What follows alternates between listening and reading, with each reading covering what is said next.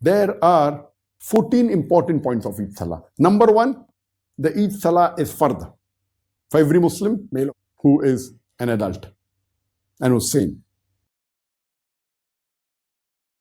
Number two, it is offered between the time after the Fajr Salah and before the Dhuhr Salah, but the earlier you offer, the better it is.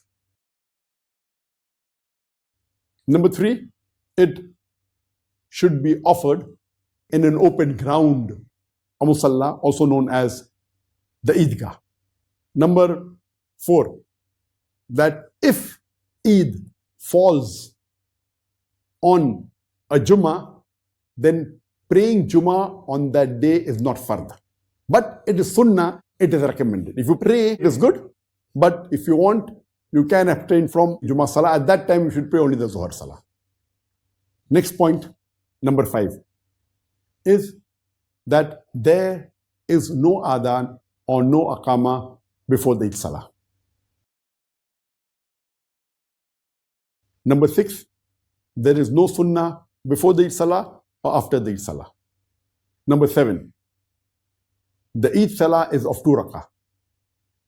Number 8, there are 6 extra takbirat in the first rakat before Surah Fatiha, besides the takbirat ihram. Along with that, there are total 7 takbirat in the first rakat before Surah Fatiha. In the second rakat, after you get up from the sujood in the starting of the second rakat, after seeing the takbir, there are 5 additional takbirat before the Surah Fatiha in the second rakat. 9th point is that it is sunnah to recite Surah Ala in the first rakat and Surah Ghashiyah in the second rakat. The 10th point is it is also a sunnah. You can recite Surah Qaf in the first rakat and Surah Qamar in the second rakat. The 12th is that after the Eid Salah, there is a khutbah.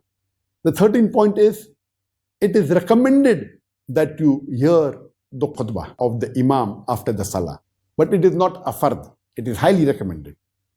And the 14th point is when you go for Salah from one route, see to it while coming back, you take the other route.